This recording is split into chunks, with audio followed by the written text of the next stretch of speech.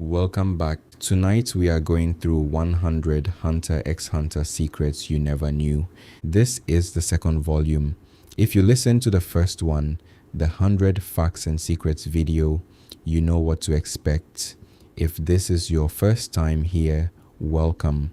The format is simple. 100 things about Hunter x Hunter that go deeper than the surface, hidden connections, design decisions, lore details, things Togashi built into the series that most viewers pass over without registering. Some of these you will know, some of these will be new even if you have watched the series many times. All of them are worth spending time on tonight. Get comfortable, close your eyes if you're ready. Let's begin. Number 1. The number 12 has a specific significance in the Phantom Troop that goes beyond the obvious spider metaphor. A spider has 8 legs. The troop has 12 members. The discrepancy is not a mistake. Togashi chose 12 specifically. 12 is a number that appears across multiple organizational and symbolic systems as the number that makes a collective complete. 12 months in a year, 12 hours on a clock face, 12 members of a jury, 12 disciples. The troop's 12 is in conversation with these associations. The group is not simply a criminal organization with a spider as a logo. It is something that operates with the specific coherence of a complete unit, and the completeness is built into the number. When a member is lost, the vacancy is felt not just as a reduction in capability, but as an incompleteness that the group moves to address. The number is the design. Number 2. Gon's fishing rod ability, Shu, is based on a technique that the series establishes early as one of the most advanced Nen applications. Shu coats an object with aura and extends its properties. This is described in the Nen system as a difficult technique that requires significant development to use effectively. Most practitioners do not develop Shu as a primary combat tool. Gon uses his fishing rod with Shu as one of his primary weapons across the series. The rod he has been using since childhood, the one he used to catch fish that adults could not catch, becomes significantly more dangerous with Shu applied to it. The reach is extended, the impact is amplified, the flexibility becomes a combat advantage. The rod is not a choice Gon makes after developing Nen. It is what he was already using before Nen was accessible to him. The Shu application is the Nen system revealing that what Gon was naturally doing with the rod was preparation for what the rod would become. Number 3. The water divination test that Wing uses to reveal Gon and Killua's Nen types has a deeper layer than the basic explanation suggests. The test determines a practitioner's natural affinity, their primary type, but the result also has implications for what types they will find most difficult to develop. The type directly opposite on the hexagonal chart is the one that requires the most effort to access with any effectiveness. Gon is enhancement. The type directly opposite enhancement is specialization.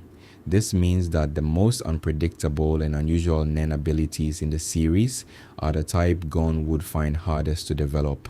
What he does naturally amplify and strengthen is as far from the unpredictable and exceptional as the system allows. This is not a coincidence in the series design. Gon's specific quality, the complete directness of who he is, maps exactly onto the Nen type that is most direct and most opposed to the type that is most exceptional. He is what he is completely, and his Nen type is the most complete expression of this. Number 4. Killua's electrical ability was foreshadowed before the Heavens Arena arc in a way most viewers miss. In the Zoldyck Estate section, when Killua is being held in the detention wing, there is a brief moment where his hands produce a faint electrical discharge. It is not explained. It is not commented on by any character. It simply appears and disappears. This is Togashi establishing Killua's transmutation type and its specific direction before the formal introduction of Nen to the narrative. The electricity is there. It is already part of what Killua is. The Heavens Arena arc does not produce his electrical ability, it gives it context and development. The foreshadowing is precise and subtle and requires the Heavens Arena arc's information to be recognized as foreshadowing rather than a visual artifact. Number 5. The Phantom Troop's requirement that stolen items be returned if the owner comes to claim them is not a rule imposed from outside. It is a code the troop established themselves. Meteor City, where most troop members grew up, had its own internal laws and traditions that governed the community despite having no external legal recognition. The people of Meteor City were not recognized by any government and had no access to the legal systems of the world around them. They governed themselves. The troop's specific rule about reclaiming stolen items is a fragment of this self-governance tradition carried into their operations. It is not ethical in the broader sense. They still steal, but within their own framework, they have established a code that they maintain. This detail reveals something important about the troop's relationship to the world. They do not simply take everything without organization. They operate according to a structure they build themselves, even in the absence of any external framework that requires them to.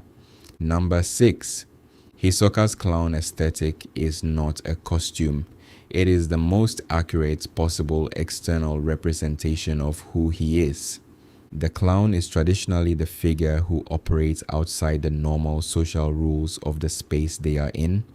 The clown can do things that other performers cannot because the clown's role is defined by the transgression of normal limits. The audience understands this. They come to watch the transgression. Hisoka is the clown in the most literal sense. He operates outside the normal rules. He is present in situations where others follow conventions because the conventions do not apply to him and he does not pretend they do. His aesthetic is the announcement of this. The cards, the makeup, the costume are not misdirection, they are precise. He is telling you exactly what he is. He is a person for whom the normal rules of social engagement do not apply and who has chosen the aesthetic that most accurately communicates this. Number 7. The Hunter Association's rank system has a specific mechanism that most viewers do not register. To advance beyond 2-star hunter status requires the endorsement of 10 different 3-star hunters. To advance to 3-star hunter status requires the endorsement of the chairman. These requirements are not simply bureaucratic hurdles. They are the series' formal statement that the highest levels of the association are controlled by who already holds those levels. The system is self-referential. The people at the top determine who can reach the top. Netero, as chairman, had veto power over every 3-star promotion. His choices about who to endorse shaped the association's upper tier across decades of his tenure. Gin is a double-star hunter, despite being one of the most capable people in the series. The ranking says more about his relationship to the association's endorsement system than about his capability. Number 8. The Chimera Ant arc's real-time structure during the palace infiltration is more precise than most viewers realize. The series establishes that the infiltration begins at midnight and that the operation has a specific time window. Multiple threads operate simultaneously in different locations within the palace.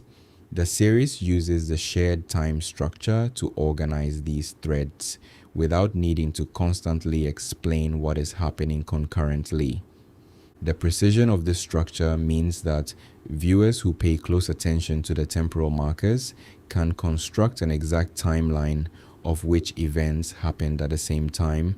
The fight between Knuckle and Yuppie, the fight between Killua and Yuppie after the switch, Pitu's maintenance of Komugi, Gon's confrontation, Netero's fight beginning. All of these are occurring in overlapping time windows that the series manages through the shared clock. The construction is extraordinarily complex, and it works because Togashi committed to the real-time structure completely. Number 9. Palm Siberia's crystal ball ability works through a mechanism that is more specific than the general description suggests. Her ability allows her to see the location of anyone she has seen with her left eye specifically, not both eyes, the left eye. This specificity is not explained in the anime, but it is part of the ability's design and it has implications. It means that anyone who approaches Palm from her right side, keeping outside the field of vision of her left eye specifically, is not added to the network of people she can track.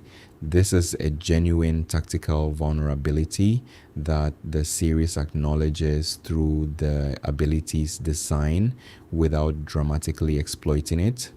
The left eye specificity also connects to a broader pattern in Hunter x Hunter's Nen ability design, where the restrictions and requirements of abilities are always precise and always have implications beyond what is immediately obvious. Number 10.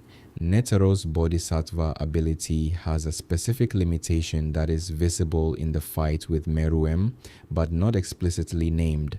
The Bodhisattva's arms strike in a fixed sequence. The speed of the sequence is what makes it effective, pushing the limits of perception, but the sequence itself is not variable. Meruem's real-time adaptation during the fight specifically involves him identifying the sequence. This is why the fight proceeds the way it does. Netero's technique is extraordinary in speed and power, but it is not perfectly unpredictable. It has a pattern. Against an opponent who can identify patterns in real time faster than most beings can consciously process anything, the pattern eventually becomes a limitation. The series shows you this through Meruem's increasing ability to respond to the Bodhisattva's strikes as the fight progresses. He is not getting luckier, he is recognizing the sequence. Number 11. The Greed Island game's name contains hidden information about its creation, Greed Island.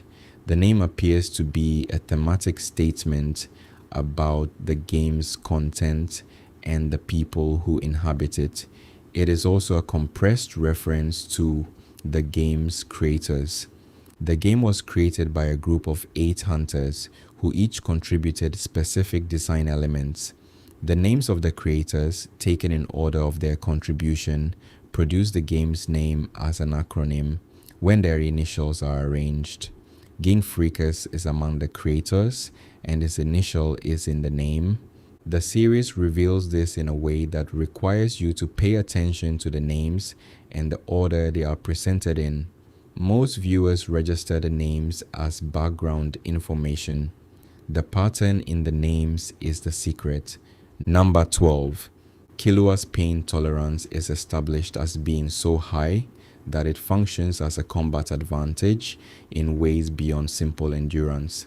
Most fighters in any combat system have a natural threshold beyond which pain produces involuntary responses that interfere with the performance, flinching, tensing, breaking rhythm. These responses are not choices. They are the nervous system protecting the body from damage. Killua's conditioning from childhood has systematically raised this threshold to the point where damage that would produce involuntary responses in most fighters does not produce them in him. He can absorb strikes and continue with the same rhythm and precision he started with. This means that opponents who rely on accumulating damage to disrupt timing and create openings are fighting a strategy that does not work against him. The openings they expect to appear do not appear. The disruption they are building toward does not materialize. His pain tolerance is not simply about surviving more hits, it is about making a whole category of combat strategy irrelevant against him. Number 13. The Chimera Ant arc structure mirrors the structure of the Hunter exam arc in specific ways that are not accidental.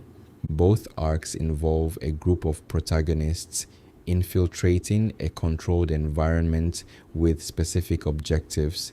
Both arcs have a countdown structure that creates time pressure. Both arcs feature the protagonists splitting up and operating in parallel threads that converge at the climax. The mirror is not simply structural, it is thematic. The Hunter exam arc is about establishing what the protagonists are.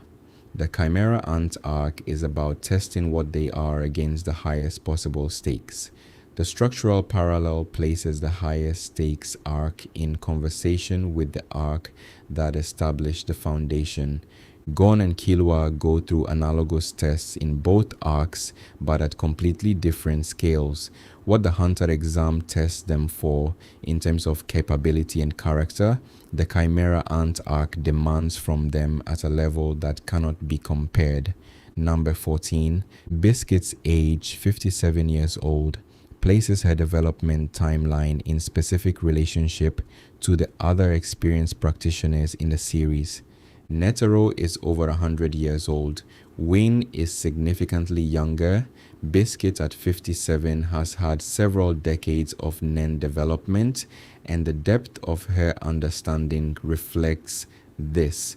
What her age also establishes is that she was practicing and developing during a period when the Hunter Association was significantly younger as an institution, and when the formalization of Nen training was less developed than it is in the series present.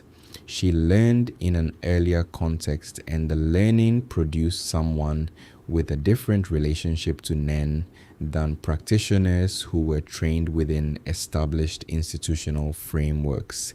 Her training methodology reflects this. She does not teach the way a formalized curriculum teaches. She teaches the way someone teaches who figured out significant parts of what they know through their own development and who has an understanding that goes below the formalized surface. Number 15. The restriction Kurapika places on his judgment chain that using it against anyone other than a Phantom Troop member will kill him is the series' most extreme example of a self-imposed vow. Most Nen restrictions in the series are external. They limit what the ability can do or what conditions are required to use it. Kurapika's restriction on the judgment chain is internal. It limits what he can do with the ability under penalty of his own death. The power this generates is proportional to the genuineness of the restriction. He genuinely means it. He built the restriction into the ability as a real vow rather than as a performance. The restriction is as real as his commitment to his purpose. What this reveals about Kurapika is the completeness of his focus. He built his most powerful ability to be useless against everyone except the specific people he built it for. The specificity is the point. He did not want a general purpose weapon. He wanted an exact instrument for an exact purpose. Number 16. Gon's lack of Nen after the transformation is not a sealed ability. It is a genuinely empty account. Most characters who lose access to their Nen have it sealed or suppressed through external interference. Gon's situation is different. The vow structure that produced the transformation converted his future Nen development into present power. The future development that would have produced the Nen he would have had is gone because it was already spent. There is nothing to unseal. The account is empty because the funds were withdrawn.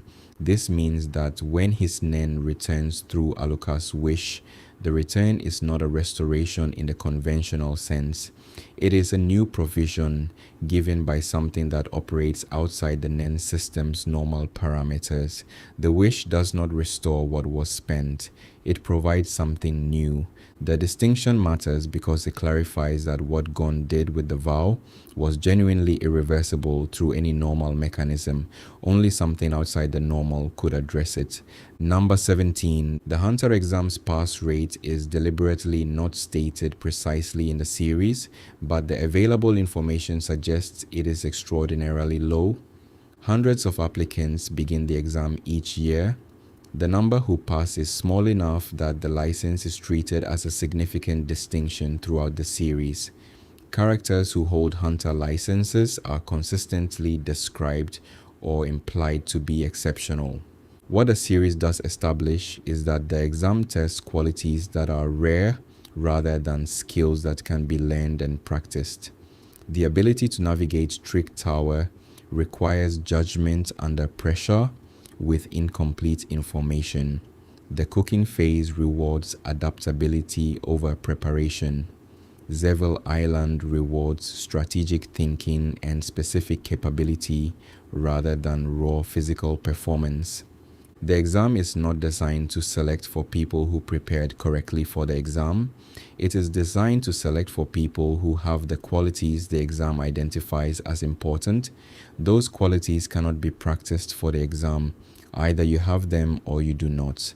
Number 18. Illumi's ability to reshape physical appearances through needle manipulation is more specific than a general plasticity. The technique does not simply move tissue around. It works with the specific properties of Nen to create sustained modifications that the body maintains rather than immediately reverting to its natural state. The modifications are held in place by the aura in the needles, which means they require Illumi to maintain some level of connection to the modification for it to persist. This has an implication that the series hints at without stating directly. If Illumi were to be sufficiently incapacitated, or if the needles were removed, the modifications would revert. The face he wears and the faces he gives others are not permanent alterations. They are sustained aura applications. The precision of this system is another example of the Nen system's internal consistency rewarding close attention. Number 19. The chairman election arc that follows the Chimera Ant arc is significantly shorter than what preceded it, but it contains one of the most important Nen reveals in the series. Leorio's ability appearing during the election when he opens a portal and delivers a strike to Ging Frisius from across a continent is the most dramatically satisfying ability reveal in the series, partially because of its timing. It comes after the most serious and demanding arc the series produced. It comes in a context that is relatively lower stakes, and it is used to punch the character who most needs to be punched. The reveal is also the series' most precise matching of a character's personality to a Nen ability. Leorio reaches across distances for people who cannot be reached. He became a doctor for this reason. His ability does it literally. The timing of the reveal, the stakes of the context, and the target of the ability are all perfectly chosen.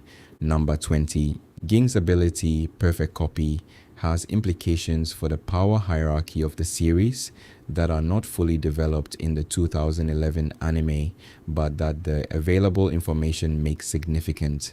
He can replicate any Nen ability he observes through observation alone, not through physical contact, not through stealing, through seeing it used and understanding it. The comparison to Krollo's Skill Hunter is obvious. Krollo's ability requires specific physical conditions, face-to-face contact, the ability observed in use, physical contact, and the book open. The process takes time and specific arrangement. Gain watches once, and he can replicate it. The gap between these two approaches to the same general function is itself a statement about Gin. His relationship to understanding is different in kind from what other characters have.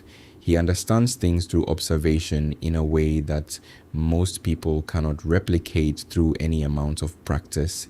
His double star hunter ranking, which places him below his actual capability, reflects his disengagement from the association's endorsement system rather than any limitation in what he can do. Number 21. The Phantom Troop's democratic decision-making structure for certain choices is a direct inheritance from Meteor City's self-governance traditions. In a place with no external legal recognition, the community governed itself through collective decision-making rather than through hierarchical authority. The people of Meteor City had to build their own structures because no external structures recognized them. The troops' practice of majority voting for specific decisions rather than unilateral leadership choices reflects this heritage. Krollo leads, but the troop is not simply an organization that follows a leader. It is a group of people who build something together and who retain the form of collective agency in that building.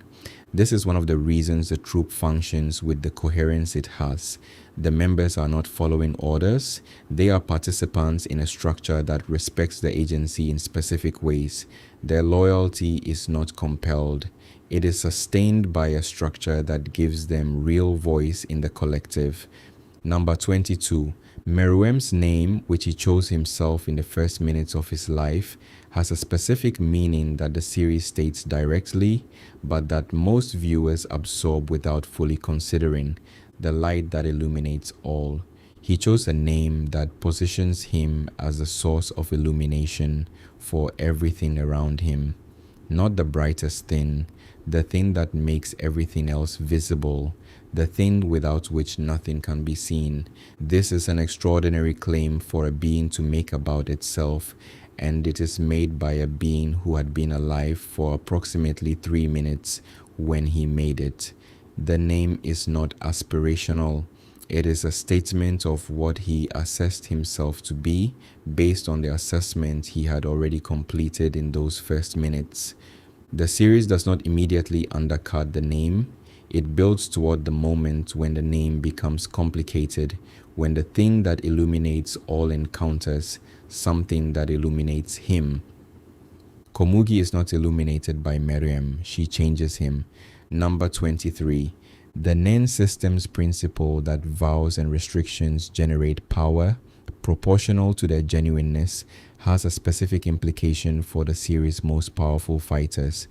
If power scales with the genuineness of what is sacrificed or restricted, then the most powerful abilities are the ones built on the most complete commitment to something real, not the most violent intentions or the most grandiose goals, the most genuine sacrifices.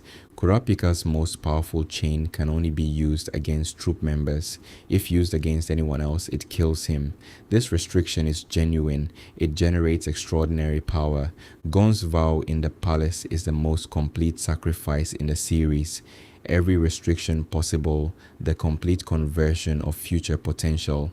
It generates the most extreme power the series depicts. Netero's practice was organized around gratitude, not power. The power emerged as a byproduct of 90 years of genuine daily practice. It is the most sustained generation of power through genuine commitment in the series. The system rewards being genuine. The most powerful things in the series are the most genuinely committed.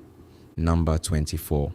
Wing's decision to open Gon's aura nodes by force rather than through gradual training has a specific rationale that goes beyond the immediate time pressure. The gradual method produces a more controlled initial experience of aura. The nodes open slowly. The practitioner develops awareness of their aura incrementally. They have time to adjust to each stage. The forced opening produces an overwhelming initial experience. The full awareness of aura arrives all at once. This is disorienting and intense, but it also means that the practitioner's initial experience of their own aura is at full scale rather than at the incremental scale the gradual method produces. Wing assesses Gon specifically and determines that Gon's natural openness, the quality that has been expressing itself as aura without his knowledge since childhood, means he can handle the forced opening. His aura has already been active and present in his life for years, even without his conscious awareness. The forced opening is not producing something foreign. It is giving him conscious access to something already there. The choice is specific to Gon. It would not be the right choice for most practitioners. Number 25. The Chimera Ant Arc's depiction of the NGL was based on specific research into real-world isolated communities and their relationship to the outside world. The NGL's ban on technology, its controlled borders, its deliberate separation from the surrounding world, and the specific vulnerability this creates when an external threat arrives are all coherent with how isolated communities actually function and what the costs of isolation actually are. The series does not treat the NGL's isolation as simply a plot convenience for keeping the ants unmonitored. It treats the isolation as a real social structure with real consequences. The people of the NGL made a choice about how to live, and the choice had costs they could not have anticipated because the choice was made before the specific threat existed.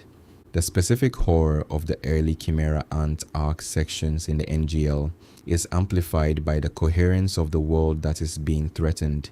It is a real community with a real structure, not a convenient backdrop. Number 26. Hisoka's assessment of opponents is more systematic than his casual presentation suggests. He has a specific and consistent method for evaluating whether someone is worth his interest. Physical capability is a component, but not the primary one. He is looking for something he has described as potential, but what he is actually identifying is something more specific than raw potential. He is identifying the combination of natural talent, the will to develop it, and the specific quality of commitment that produces someone who will become significantly more dangerous than they currently are. All three components are necessary. Natural talent without will does not interest him. Will without natural talent produces a dead end. Commitment without the other two produces effort but not the specific result he is looking for. Gon has all three in a combination that Hisoka identifies on Zevil Island and continues to track across the series. The patience he brings to watching Gon develop is the patience of someone who has made an accurate assessment and is waiting for the assessment to prove itself correct. Number 27. The specific sequence of Nen types on the hexagonal chart has implications for which characters could theoretically train together most efficiently. Characters whose types are adjacent on the chart can develop each other's adjacent types more effectively than characters whose types are across the chart. This means that training partnerships between characters with adjacent types are more naturally productive. Gon and Killua are enhancement and transmutation respectively.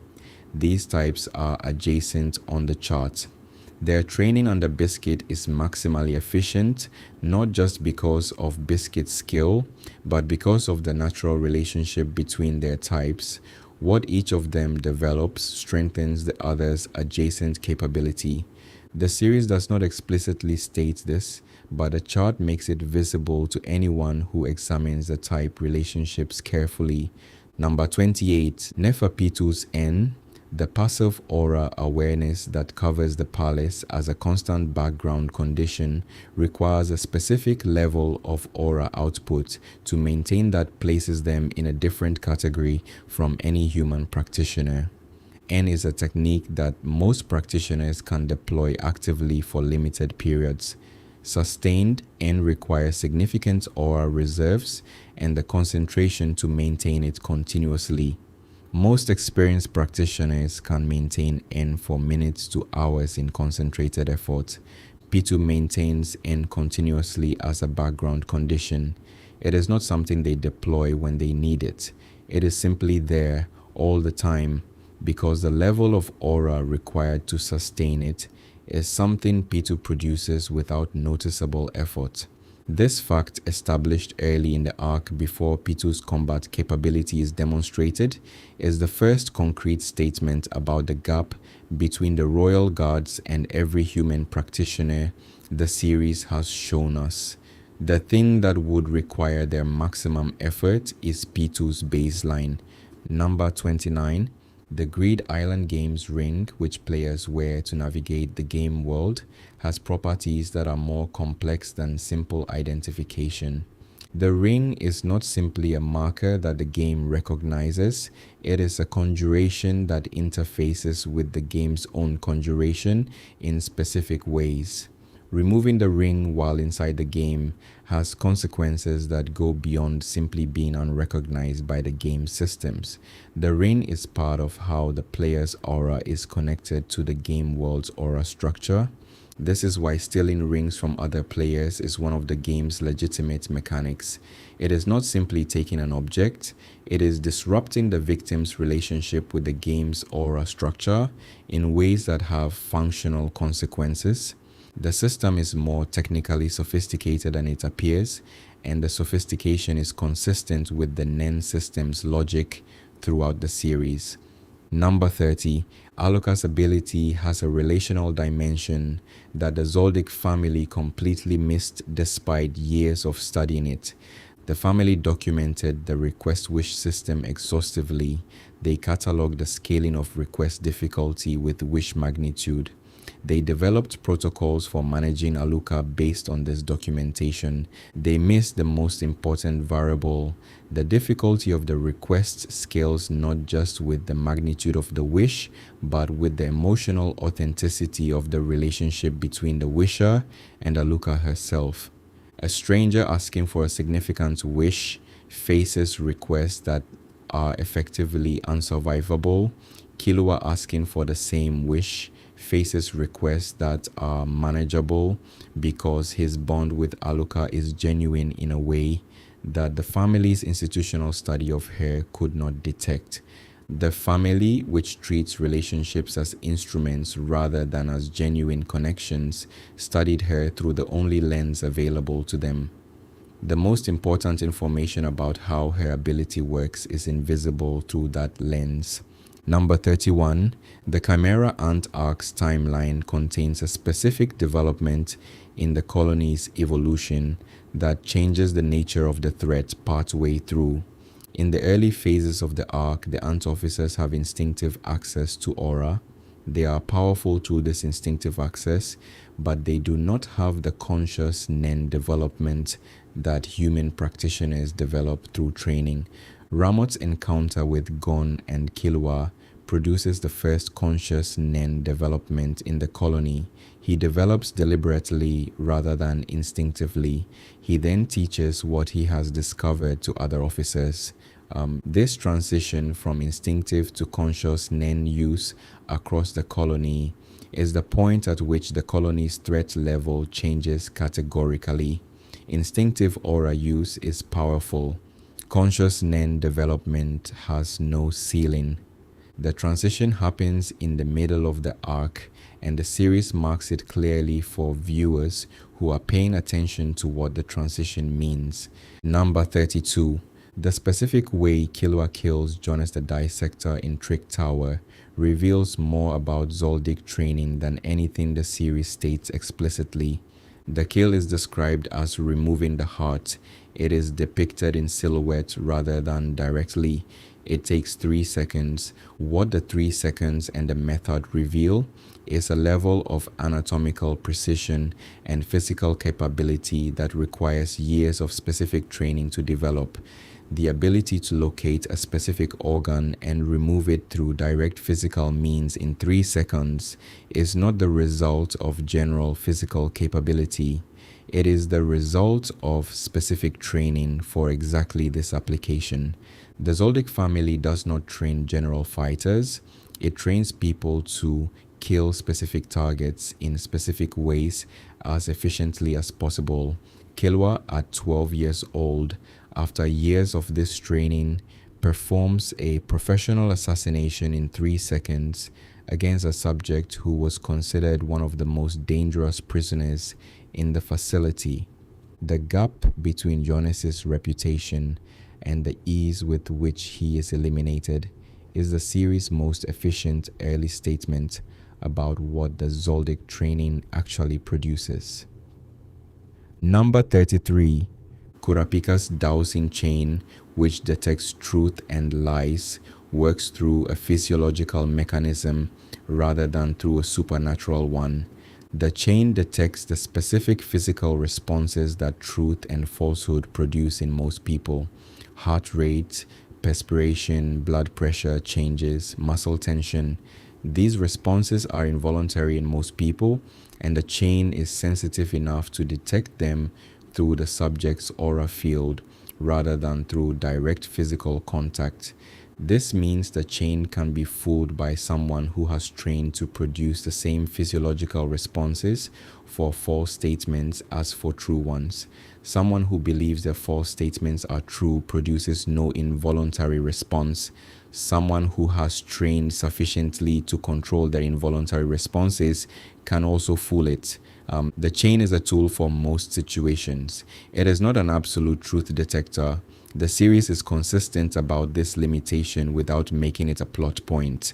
Number 34. The NEN system's 6 categories and the associations between them and personality types are described as tendencies rather than deterministic rules, and the series is consistent about this distinction. Enhancement types tend toward directness and straightforwardness. Killua is transmutation type, and he is often described as more complex and adaptable than most enhancement types. Kurapika is conjuration type, and his obsessive precision is consistent with the type's associations, but the series shows you practitioners who have significant characteristics of multiple categories without changing their primary type. Gon's natural adaptability is not typical of pure enhancement. Hisoka's precision in setting up situations is more characteristic of manipulation or conjuration than of transmutation.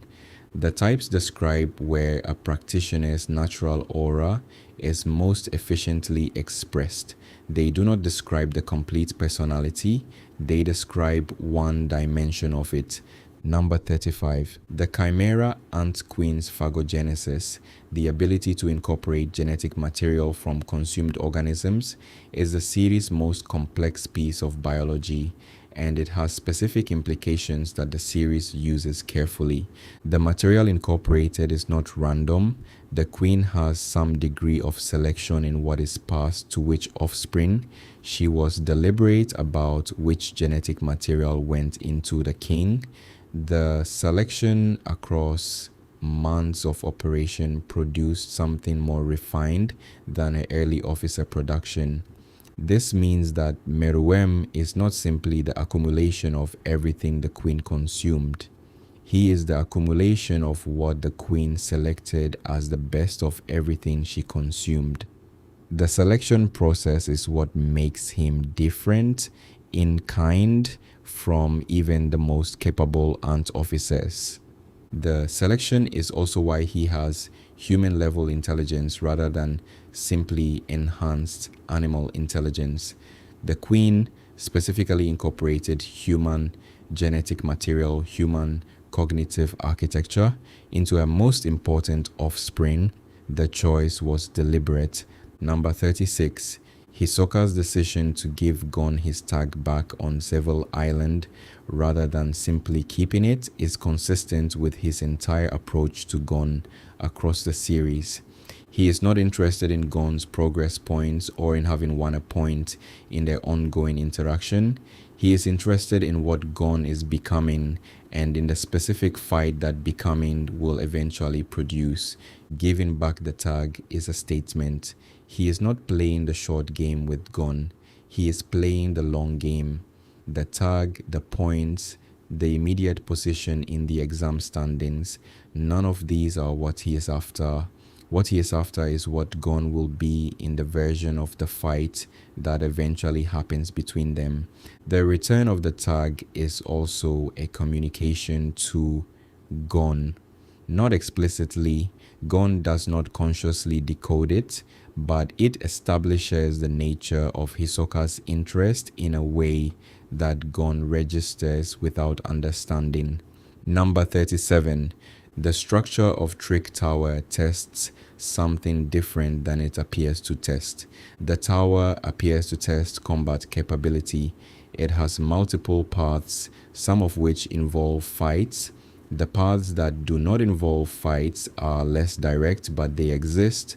The tower is testing something that the fight paths and the non-fight paths both require.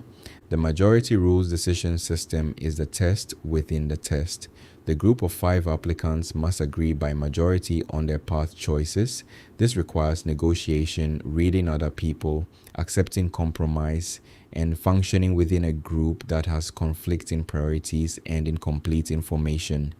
The fights, when they happen, are the least important part of what the tower is testing. The decisions about which fights to accept, how to vote when interests conflict, and how to navigate the group dynamics are what the tower actually wants to see. Gon and Killua and their group pass the tower not primarily by winning their fights, they pass by making reasonable collective decisions under pressure. Number 38. The specific limitation of Gon's Jajanken, that he must announce which attack he is going to use before using it, generates more power than any of the 3 attacks would generate without the announcement. This is the vow system's principle in its most explicit application. The announcement is the restriction is the cost. The cost generates the power, but there is a second layer.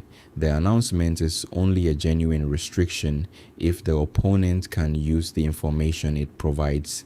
Against an opponent who cannot avoid what is coming regardless of knowing it is coming, the announcement does not change the outcome and therefore does not function as a genuine restriction in the practical sense.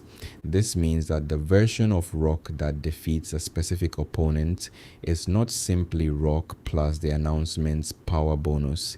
It is rock plus the announcement's power bonus, calibrated to an opponent who understood what was coming and could not stop it. The most powerful applications of Jajanken are the ones where the restriction is most genuine, where the opponent is capable of using the information and still cannot stop it. Number 39. Bisky's training methodology has a specific sequence that reflects deep understanding of how Nen development works. She does not simply push Gon and Killua to produce more aura, she pushes them to produce more aura with more control simultaneously. The combination of increased output and increased control is harder to develop than either alone, and it produces a more complete practitioner. The night before the bomber fight, when she pushes them through extended training, she is specifically targeting the gap between their maximum output with control and their maximum output without control. Most practitioners have a significant gap between controlled and uncontrolled output. Closing this gap is what allows full power to be applied with precision rather than simply released. Her understanding of where the gap is for each of them specifically and how to close it most efficiently is the product of decades of training experience applied to a precise reading of 2 specific students. Number 40. The chairman election arc structure serves a purpose beyond resolving the question of who leads the Hunter Association. It introduces a full membership of the association as characters who have opinions and who participate in the political process of the organization they belong to. This introduction serves the manga's subsequent arcs, which involve the association's full membership in ways the 2011 anime does not reach. The election also establishes the character of Pariston Hill, the vice chairman whose relationship to Netero and to the association's future is one of the manga's more significant threads. His behavior during the election, the specific way he manages the process, and the specific qualities he demonstrates through that management establishes him as one of the series' most interesting antagonist figures in the post-2011 anime story. The election arc is groundwork for what comes next more than it is resolution of what came before. Number 41. Killua's Zoldyck training included systematic exposure to poisons from infancy. This is referenced in the series as part of the family's approach to developing physical resilience. The exposure is incremental, starting with doses too small to produce serious effect and increasing over time. The body develops resistance through the exposure. By the time Killua is the age he is in the series, his resistance to poisons is at a level that most poisons available in the world he operates in cannot affect him meaningfully. The specific poisons that might affect him require either extraordinary sources or the kind of development that most practitioners would not invest in. This is not a combat ability, it is a passive resistance that changes the range of threats he is actually vulnerable to. Most threats that would end an ordinary person through their chemical rather than physical action simply do not work on him. Number 42. The phantom troops founding in Meteor City is depicted as having occurred when its core members were children or young teenagers. The specific age at which the group formed means that the bonds between the original members were formed before any of them had significant capability or resources. They chose each other from nothing before there was anything to choose each other for except themselves. This origin is the series' most complete explanation for why the troop's loyalty is what it is. Loyalty that forms after people have something to offer each other is always partially about what they offer. Loyalty that forms before there is anything to offer is about something else. The troop chose each other when they had nothing. What they built afterward, the capability and the resources and the reputation, came after the choosing. The choosing is what the loyalty is based on. Number 43. The water divination test reveals a practitioner's type, but it does not reveal the full scope of what that type means for them specifically. Two enhancement types can have completely different ability sets despite sharing a primary classification. The type describes where their natural aura flows most efficiently. The specific Hatsu they develop from that type is a separate question that depends on their individual personality, their specific purpose, and the particular shape of their commitment. Gon and Uvogin are both enhancement types. Gon's Jajanken is built around the structure of rock, paper, scissors with a vowel requirement. Uvogin's Big Bang Impact is the most direct possible application of enhancement to a single punch. Same type, completely different expressions. The type is the category. The Hatsu is the individual within the category. Number 44. Netero's ball practice, the challenge he poses to applicants on the ship, reveals something about his fighting style that becomes important in the fight with Meruem. The challenge requires taking a ball from him. He can prevent anyone from taking the ball, not because he is simply faster or stronger, but because he has complete awareness of the space around him and complete control of his position within that space at all times. This spatial awareness and positional control is the foundation of his Bodhisattva technique. The Bodhisattva does not simply strike fast. It strikes with complete spatial awareness about where the target is and what position the strike needs to come from to be effective. The ball game is Netero practicing this awareness in a context where the stakes are low and the practice is visible. He has been doing this his entire life. The ball game is what the practice looks like when it is not being applied to combats. Number 45. The specific way Kurapika chains Krollo during the York New arc demonstrates a level of preparation that goes beyond what was visible in his development across the arc. The conditions of the capture require specific knowledge of what Krollo can and cannot do, what the troops' likely responses would be, and what leverage would be most effective given the troops' specific loyalty structure. He knew the troop would not sacrifice Krollo. He knew the specific conditions that would make the Judgment Chain's threat credible. He knew the leverage that would produce the specific outcome he needed, which was not Krollo's death but the release of Gon and Killua and access to the Kurta eyes. The capture is not improvised. It is the result of years of study of exactly the people he was confronting and exactly the leverage that their specific bonds created. Number 46. The Chimera Ant arc's treatment of the ants who made unexpected choices, Colts, Melioron, and others, is the series' most sustained argument about what genuine choice requires. The series could have made the ants simply villains, beings designed to harm humans who do exactly what they were designed to do. Instead, it shows you ants who, having absorbed enough human genetic material, have developed the human capacity for choice, for the deviation from instinct that is the condition of genuine freedom. These ants are not heroic. They are not making dramatic sacrifices for principle. They are making specific choices in specific situations that deviate from what their design specified. The deviations are modest, but they are real.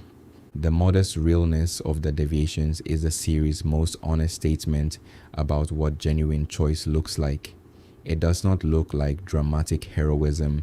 It looks like Cole deciding he cannot watch the queen die and asking the enemy for help. Number 47. The Nen system's principle that your type cannot be changed after it is established is presented as absolute, and the series maintains this absoluteness consistently.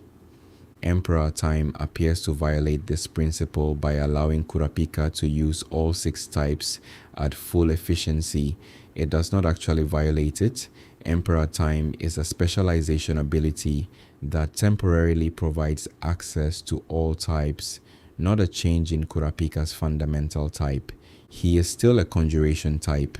Emperor Time gives him access to the other 5 types at cost that his conjuration type nature has to pay. The cost is expressed as the reduction in his lifespan. The payment is real and ongoing. The principle is maintained. The access is purchased. This is consistent with the vow system's broader logic. You can access things outside your natural range. You pay for the access. The system is not violated. It is satisfied. Number 48. Gon's sense for living things, which allows him to track animals and to read opponents' movements, is described in the series as something he developed on Whale Island, but its mechanism in the Nen system is never fully explained. It functions like an enhanced version of N, the aura sphere that allows practitioners to sense what is within its range, but Gon uses it before he has any formal Nen development, which means it cannot be an N application in the technical sense.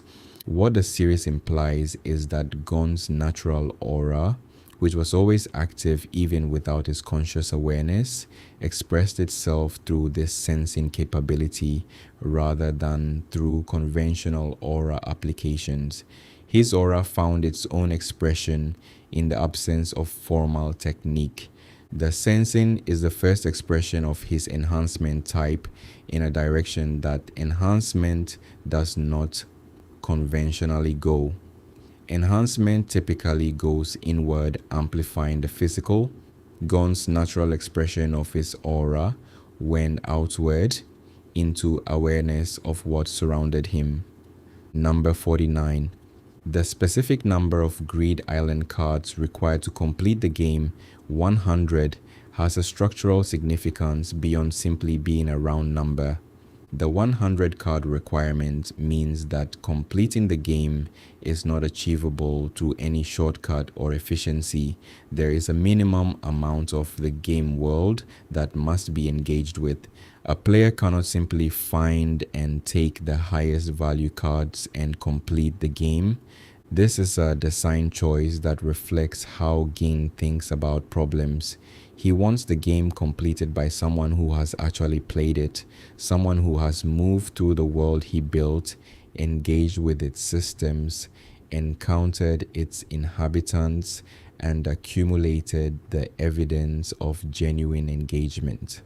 The 100 card requirement is the game saying that genuine engagement rather than efficient extraction is what is being rewarded. Number 50.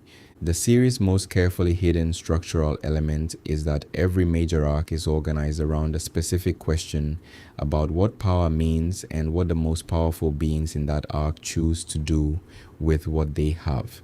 The Hunter exam arc asks what kind of power the exam is looking for and whether raw capability is the most important thing. The Heavens Arena arc asks what Nen changes about the nature of power and what becomes possible when power has this new dimension. The York New arc asks what power organized around grief looks like and what it costs.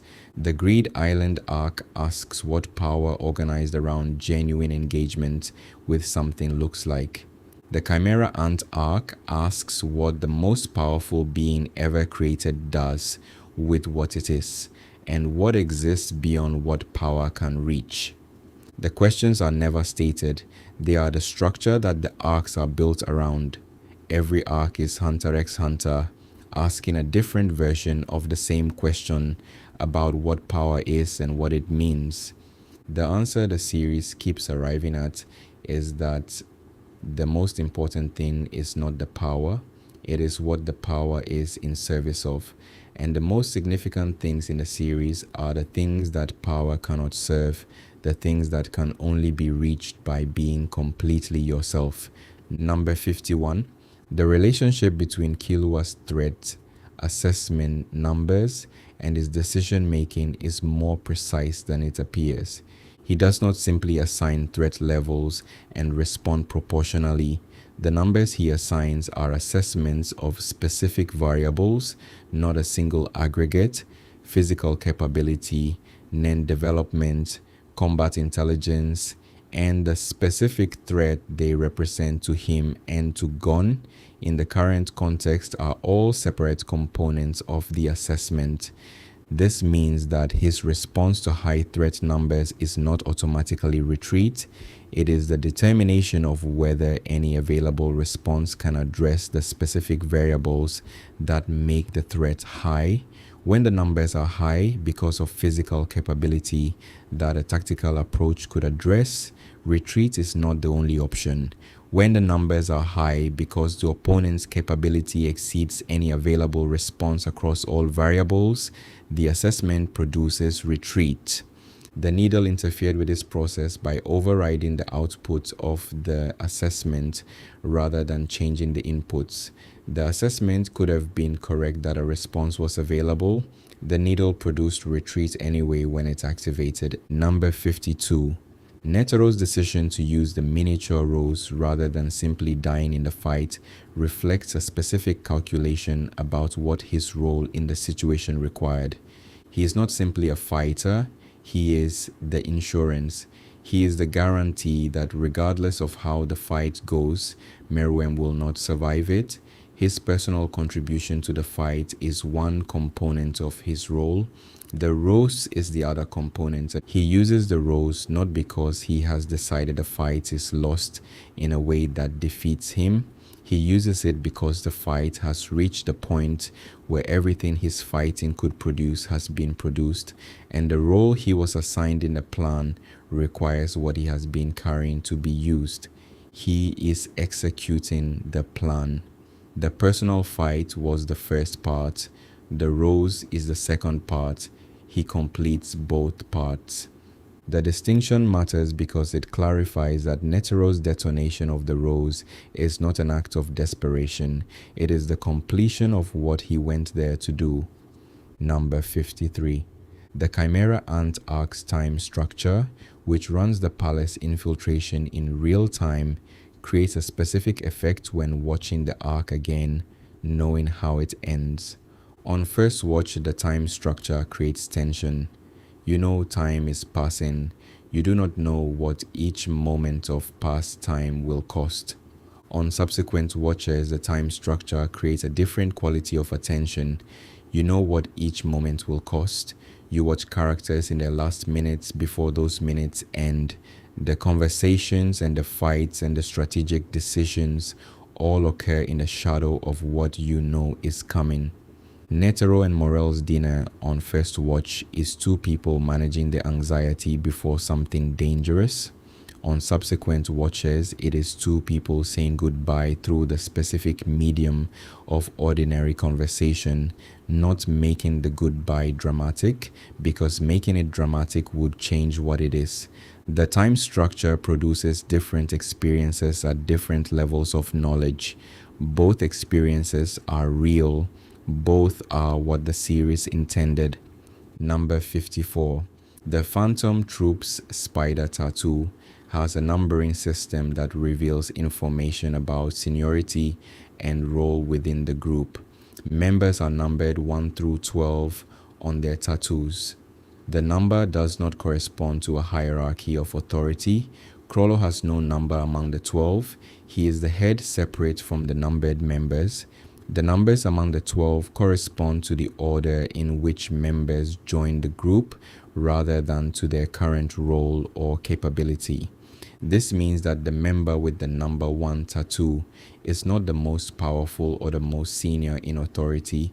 They are the person who joined first after the founding members established the group. The numbering honors the history of the group's formation rather than the current distribution of its capabilities. This is consistent with the troop's founding story. The people who were there from the beginning are honored for being there rather than for what they subsequently became.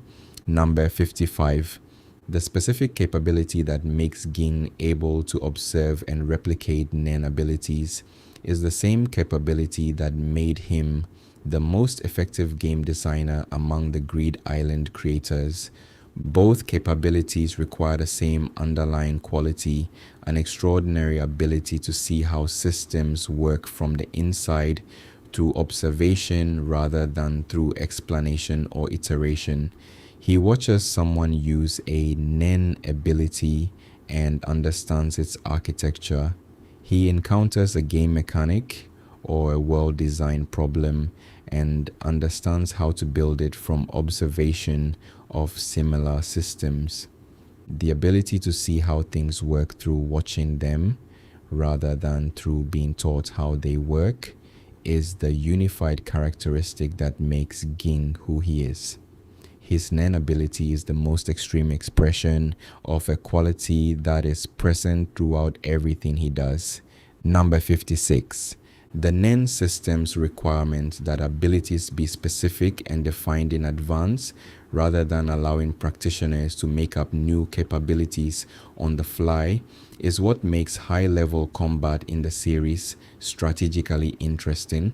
If practitioners could freely modify or invent abilities in the moment, the series combat would become unpredictable in a way that would reduce rather than increase tension.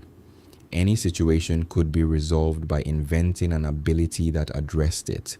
Instead, every practitioner enters a conflict with a specific and defined capability set. The strategic interest comes from how those defined sets interact. Castro's double has a defined limitation. Hisoka identifies the limitation. The interaction between those two facts produces the combat. The requirement for defined abilities means that every combat encounter is a problem about how specific capabilities interact with each other. The series is consistently interesting at this level. Number 57. Komugi's condition for playing, that she would give her life if she lost, was not a bluff or a performance. She stated it openly and she meant it completely. This is not dramatics, it is a genuine expression of what Gungi means to her and what losing would mean. If she can be beaten at Gungi, the game that is the whole of who she is, then the whole of who she is has been found insufficient. She would not survive being found insufficient in the one thing she is, because the one thing she is all she has. She stated the condition before meeting Meruem. She maintained it when facing someone who could have ended her life for reasons having nothing to do with the Gungi outcome. She maintained it not as a negotiating position, but as a statement about the relationship between herself and the game. She never lost, she never had to follow through, but she would have. Number 58. The specific way the Chimera Ant arc handles Gon's transformation aftermath is more honest than most series would be about a similar event. Gon uses the transformation ends. He is alive in a technical sense. He has no nen. He is in a condition that the medical practitioners who examine him describe in terms that suggest they do not know if he will recover. The series does not immediately resolve this. It does not give him a recovery sequence in the arc's final episodes. It ends the arc with Gon's condition unresolved. The resolution comes through Aloka and through a mechanism that is explicitly outside the NEN system's normal parameters. The series does not pretend the situation can be resolved through normal means. It introduces the specific thing that can address what normal means cannot. The honesty about the severity of the cost, maintained through the arc's ending without false reassurance, is one of the series' most consistent qualities. Number 59. Illumi's relationship with Hisoka, while presented as a functional alliance, has specific asymmetries that reveal their respective positions clearly. Hisoka is interested in Illumi as someone who might eventually be worth fighting. Illumi is interested in Hisoka as a source of information and as a capable person whose interests sometimes align with his own operational needs. Hisoka is the more emotionally invested of the two in the relationship, in the specific way that Hisoka is emotionally invested in anyone who represents a potential worthy fight. Illumi treats the relationship as a tool, which is consistent with how he treats all relationships. The asymmetry means that the relationship functions differently for each of them. For Hisoka, it is part of the long-term project of identifying opponents worth fighting. For Illumi, it is a practical resource. Both interpretations are maintained simultaneously without either one being wrong. Number 60. The series' most complete statement about what the NEN system rewards is expressed not through any character's speech, but through the outcomes it depicts. The most powerful things in the series are produced by complete commitment to genuine purposes. Netero's Bodhisattva from genuine gratitude. Kurapika's chains from genuine grief organized into specific purpose. Gon's transformation from complete commitment without any reservation. The NEN system does not reward wanting to be powerful. It rewards being genuinely committed to something real, and the power emerges from the genuine commitment as a byproduct. This is the series' most consistent underlying principle, and it is the principle that makes the system feel true rather than simply mechanically consistent. The system behaves the way commitment behaves in the real world. The most genuine commitment to something real produces the most complete expression of what a person is. The secret of the NEN system is that it is not a power system, it is a commitment system. The power is what commitment produces. Number 61 through 100. There are 40 more things about Hunter x Hunter that reward knowing. The specific geometry of Trick Tower's layout and why the paths through it produce the specific combinations of choice and consequence they produce. The way the NEN system's efficiency chart maps onto the emotional relationships between characters who share adjacent types, the specific significance of the locations in which the series' most important conversations occur, and why those locations were chosen, the way Togashi uses clothing and color to communicate information about characters that the dialogue does not state directly, the specific relationship between the series' animal imagery and the characters it is applied to, the way the chairman election arc's political dynamics reflect the series' broader arguments about institutional power, the specific number of confirmed kills attributed to each Phantom Troop member, and what those numbers reveal about their individual roles within the group, the way the Greed Island game's geography reflects the relationships between the people who built it, the specific moment in each arc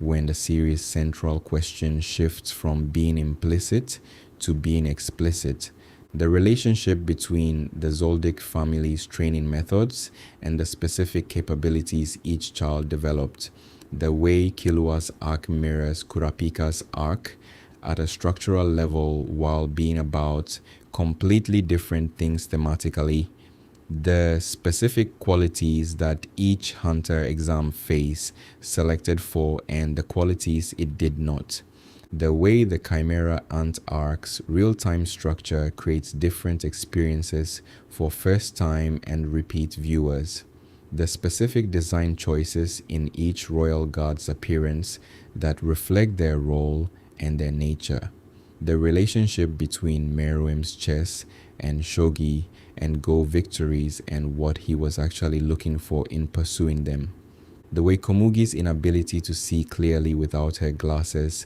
mirrors Meruem's eventual inability to see clearly through the toxin, and why this specific shared physical vulnerability appears in the arc's final scenes, the specific mechanism by which Ging designed Greed Island to reward the qualities he valued over the qualities most players would naturally prioritize, the way every major character's NEN type is the most precise possible match for their deepest characteristic rather than for their most visible characteristic, the way the series uses restraint about what it shows directly and what it communicates through implication, and the specific theory of storytelling that this restraint reflects, and the way every element of the series connects to every other element through the central argument that Hunter x Hunter has been making from the first episode to the last.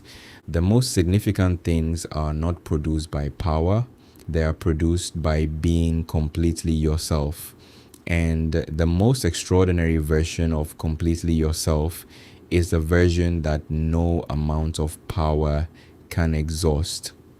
If you are still awake, I hope this gave you something to think about as you drift off.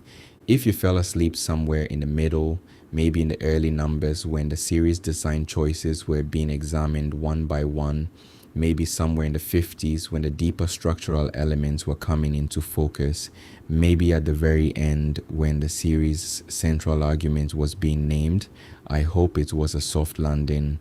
Come back tomorrow. There's always more to tell. Good night.